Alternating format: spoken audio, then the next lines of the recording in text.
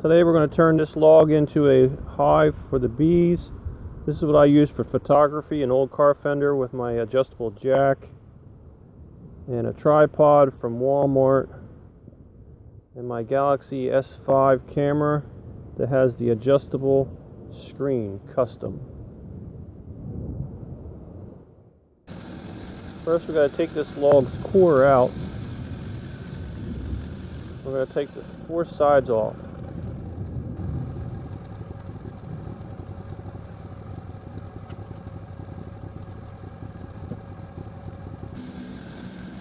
What we're going to have left in the center, some people call it a cant.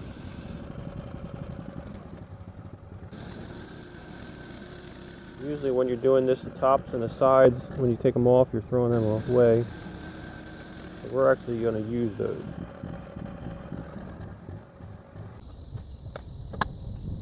Now I'm laying this out for 3 high of a 10 deep hive frame. And it's going to be 6 frames wide, only because this tree is very small. So we'll call this a tree nuke. Right now I'm taking the 3 sections off the bottom. We're going to use this as dividers for the top and the bottom. And the last piece is just waste because it was cut crooked. And the saw's taking forever here because the blade is starting to get dull and cutting crooked. And here we're going to screw in the bottom and the top, and we're recessing the screws because they're just a little bit short. Once that's done, it's stable and it holds together, and we can see the frames inside. Now we're going to mark for the first door. This is going to be the bottom door for the first section.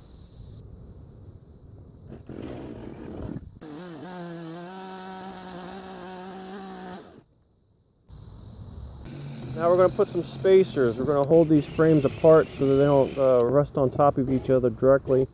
We're using some all-threaded, 3/8 inch. That way we can make it whatever length we want.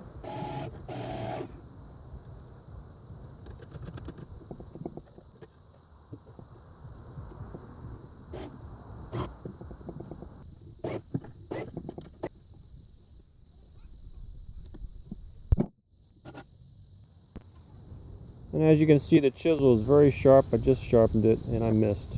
Got myself a nick. Good old electrical tape. I'm okay. Grinding off the all thread to the length.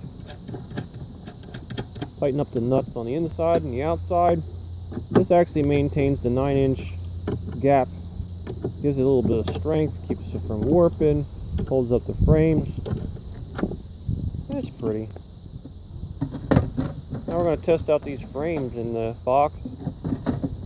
I noticed that the nuts are in the way, so we're going to recess them just a little bit, make it exactly 9 inches wide, so these frames will fit like a champ.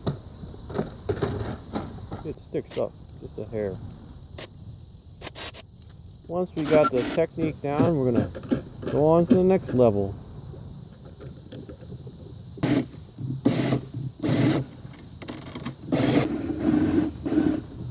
Out she comes.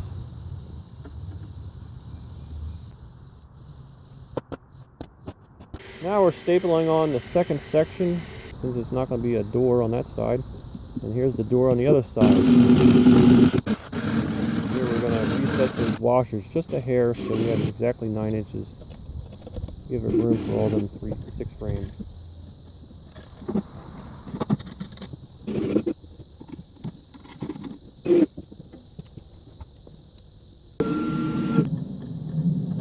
After doing this 4 times, I finally figured out a way to do it and have the nuts spin at the same time. I should have done it the first time.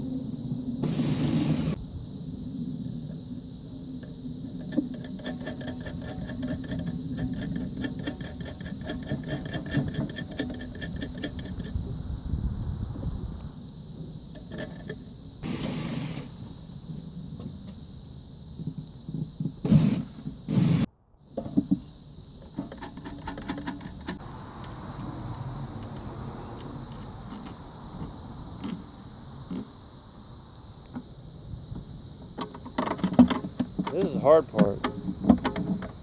tightening this stuff in such a confined space. Cut the length.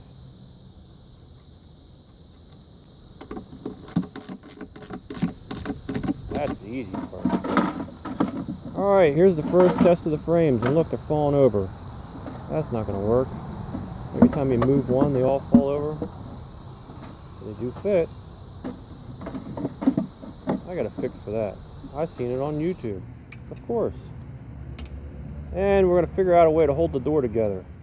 This is just one way. We're going to use some wire to use to hold the fences up.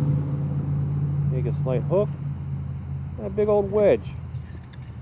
That'll hold the door shut. And here's the second. Yeah, see, they fall over. We gotta fix this. Little sheet metal. Just like on YouTube. Bend it over in my handbrake.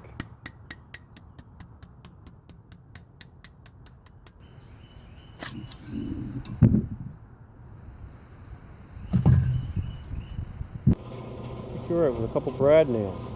Oh, U staples.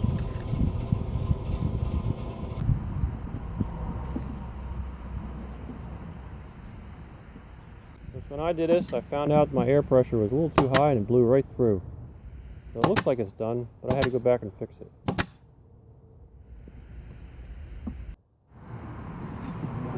And one on the back.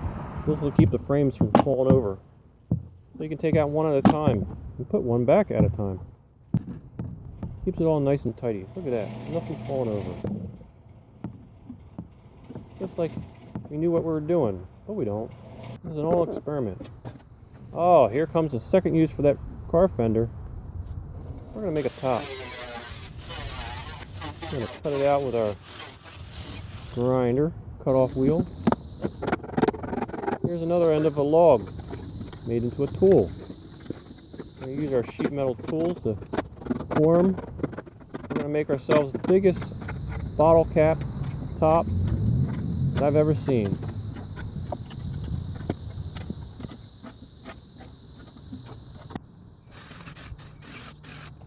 Now we got to make the entrance. We're going to give a little bit more room on the inside so the bees can get around the first frame. And we're going to clean up all the oil from this chainsaw and some of the sawdust. Try and make it all pretty in there, ready for the bees.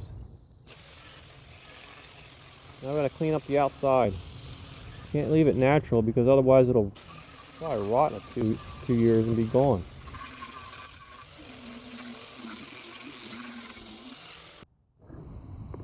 Well, here comes the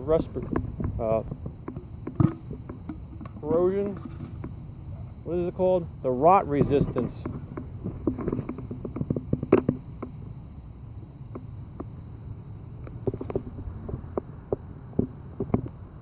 Oh, ain't that nice?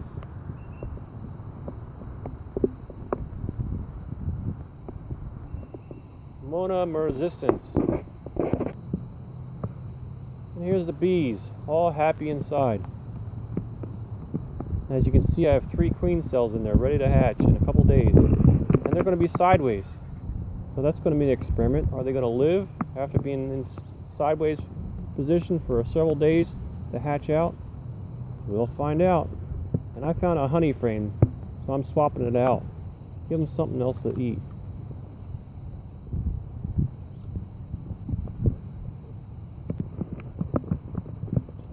That easy. See? Now it's a removable, serviceable, inspectable tree nuke.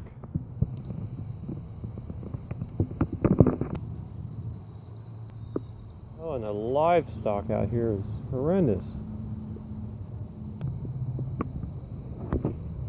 There you have it.